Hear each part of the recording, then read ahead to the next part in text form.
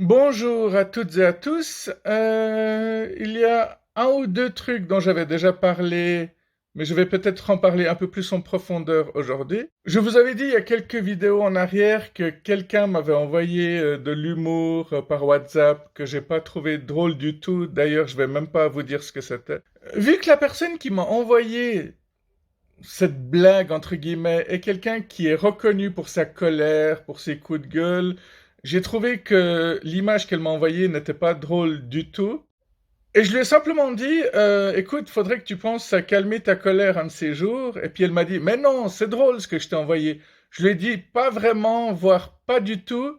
Puis elle m'a dit, parce que toi, tu crois que tes vidéos sont toutes drôles ou bien. Du coup, je lui ai dit, non, c'est pas le but. La plupart de mes vidéos sont plutôt tragiques parce qu'elles sont tellement vraies, je parle tellement d'une réalité triste que ça en devient déprimant. Je pense que ceux qui me connaissent bien savent que mes vidéos ne sont pas avant tout pour rigoler, mais aussi pour réfléchir. Et si ça peut vous faire rêver, c'est encore mieux. Ceux qui disent que je fais trop de vidéos, je les emmerde, hein. C'est comme ceux qui disent que mes vidéos sont trop longues. Je leur réponds que chacune de mes vidéos atteint une personne au minimum au bon moment. Peut-être que quelqu'un a besoin d'un petit coup de boost ou un petit coup de blues et puis il a besoin de voir une de mes vidéos tout simplement. Une personne m'a dit que j'étais trop optimiste en disant ça. À partir de quand c'est un problème? On s'en fout. De toute manière, c'est quelqu'un qui s'est désabonné et puis on n'a pas besoin d'elle. Que tu sois dépressif, pessimiste ou quelqu'un de relativement joyeux, tu te fais tout le temps critiquer de toute manière. Bref, ce que je voulais vous dire, c'est que 2023 est une année où j'ai commencé à prendre parti. J'ai commencé à arrêter de mettre des pouces ou des j'aime ou à rigoler à des gags qui sont gratuitement racistes, homophobes ou sexistes. Alors évidemment, c'est drôle une fois ou deux, mais après, si les algorithmes te repèrent, bah, ils t'envoient que des blagues comme ça, et au bout d'un moment, ces blagues deviennent ta réalité, et c'est plus de l'humour, et c'est ça qui est dangereux. J'ai un ami, je pense qu'il a un peu compris que quelque chose a changé dans mon attitude, du coup, des fois, il demande avant de poster quelque chose de vraiment horrible. Et ça, c'est chouette comme dynamique. En fait, j'aime bien le sarcasme, j'aime l'humour noir, mais seulement ceux qui réfléchissent comprennent les vrais messages. Et c'est bien ça qui est devenu un problème, c'est que tout le monde n'utilise pas son cerveau. C'est ce qui fait que, à mon avis, je trouve que l'humour noir aujourd'hui est devenu dangereux et il rend mauvais la plupart des gens. En général, quand moi je fais de l'humour noir, j'essaye de tourner les blagues surtout contre moi-même, envers moi-même, parce que je connais mes propres limites. Mais entre humour, autodérision et moquerie, la limite est très très fine et elle n'est pas facile, elle n'est pas évidente à trouver. Et en plus, elle est différente pour chacun suivant les sensibilités. Mais j'insiste, si on rit vraiment à tout ce qui est raciste, morbide, fasciste, sexiste, homophobe, au bout d'un moment, ça devient vraiment notre réalité. Et même les conversations sérieuses seront agrémentées de ce genre de violence verbale, hein. J'avais beaucoup étudié ça, il y a à peu près 14-15 styles de violence. Je ne sais pas si je vous en avais déjà parlé, je ne sais pas si vous voulez que je vous en parle une fois. Alors, l'humour noir, en tout cas aujourd'hui, c'est tout un truc, c'est tout un schéma, c'est toute une complexité. Parfois, on peut se demander, est-ce que les gens de mon entourage sont vraiment devenus aussi mauvais? Est-ce qu'ils se sont vraiment laissés aller à ce piège? Est-ce que les algorithmes ne leur envoient vraiment que des trucs comme ça? En tout cas, en prenant parti l'année passée, en 2023, euh, évidemment, plein de personnes m'ont dit, Bibo, t'es beaucoup moins drôle qu'avant, on peut moins rire avec toi qu'il y a 4-5 ans en arrière. Alors moi, ça va, j'ai pas de problème avec ça, parce que en mettant des likes à l'humour que j'aime réellement, ça fait que les algorithmes aujourd'hui m'ont bien repéré, ils me connaissent bien. Pareil pour tout ce qui est musique, hein. Tout ce que je reçois musicalement, c'est que des trucs que j'adore. C'est comme ça que ça me permet de découvrir des nouveaux groupes, hein.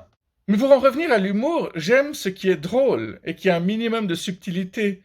C'est pas parce que c'est de l'humour qu'il faut rigoler. Hein, il y a quasi tout le monde qui se plaint des rires préenregistrés parce qu'ils disent toujours moi j'ai pas besoin qu'on me montre là où on doit rigoler. Mais on sait très bien qu'il y a des personnes qui rigolent jamais. Et pour eux, c'est encore plus irritant d'entendre des rires préenregistrés. Parce qu'ils comprennent pas, en fait, ce qu'il y a de drôle. Ils font croire que si, mais en même temps, si t'es le seul à rire, les rires préenregistrés, ça t'accompagne, ça te permet d'être moins seul. Alors voilà, j'aime ce que je trouve drôle, pas ce qui est méchant, gratuitement. Ça peut paraître évident, mais ça l'est pas tant que ça, hein. Bon, je me suis aussi posé quelques questions. Je me suis demandé pourquoi est-ce que depuis l'adolescence, on m'a toujours traité de terroriste, de taliban, simplement parce que je suis afghan. Mais c'est parce que je me dis que les gens sont à 1000 lieues de ce qui se passe là-bas. Si tout à coup ils rencontrent un taliban, je suis pas sûr qu'ils rigoleraient autant que ça, hein.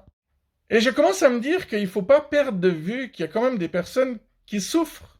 Donc voilà, une fois j'ai vu un Afghan qui s'est fait passer pour un taliban sur TikTok, mais qui a dit des trucs très drôles avec un grand sourire. Il a dit: ma femme, c'est aussi ta femme, tu peux venir chez moi quand tu veux. Si tu as besoin d'armes, de bombes, je te les procure sans problème, après tout, t'es mon frère. Ma maison, c'est aussi ta maison. Alors ça, c'est très drôle, effectivement. Mais je pense qu'il faut simplement pas perdre de vue la réalité et qu'il ne faut pas oublier pourquoi on rigole aussi. C'est souvent pour dédramatiser, mais il y a des gens qui rient aussi parce que leurs vies sont vides aussi, et ça c'est triste. Mais dans ces pays, les gens qui souffrent, ils souffrent vraiment, hein. À la base, l'humour noir, ça servait à dénoncer les souffrances et à dénoncer l'absurdité du monde dans lequel on vit, alors qu'aujourd'hui, il est devenu un prétexte simplement pour se moquer de la souffrance des gens. Il y en a qui pensent transmettre un message positif, mais ils font que circuler fièrement la bêtise humaine. Et ça, c'est vraiment dommage, hein. D'ailleurs, les algorithmes, bah, c'est un vrai fléau parce qu'ils nous enferment dans une bulle. Et malheureusement, c'est une bulle stérile qui sert une fois de plus à contrôler la masse de façon à ce que les gens ne réfléchissent justement pas trop. Parce qu'on sait très bien que si on était tous solidaires, on pourrait changer le monde. Mais on n'y arrive pas parce que tout le monde est individualiste. Et dès que des gens essayent de faire des trucs bien, on les critique tout de suite. Le grand-père d'un ami lui disait si tu veux te faire une réelle opinion, il faut que tu lises les journaux de gauche, de droite et du centre. C'est comme ça que tu te feras une vraie opinion. Car au final, si on a un cerveau, aussi difficile que ça puisse paraître, c'est quand même pour l'utiliser. Hein, tout ce qui est biais cognitif, tout ce qui est biais de confirmation, c'est pas pour rien, hein.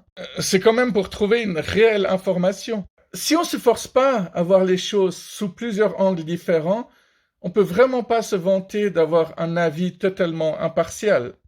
Et si on se fait piéger par des algorithmes malsains, bah, on reçoit tout le temps le même genre d'informations au final, et qu'est-ce qu'on peut apprendre de plus avec ça? On se contente d'ingurgiter du pré-réchauffé, du réchauffé, et comment est-ce qu'on veut espérer aller plus loin avec ça? Alors qu'en faisant peut-être quelques pas de plus, on va peut-être aller plus loin vers quelque chose qui nous plairait réellement. Et en tout cas, je vais terminer en disant, c'est fou comme on peut nous manipuler quand ils contrôlent tout ce que l'on regarde.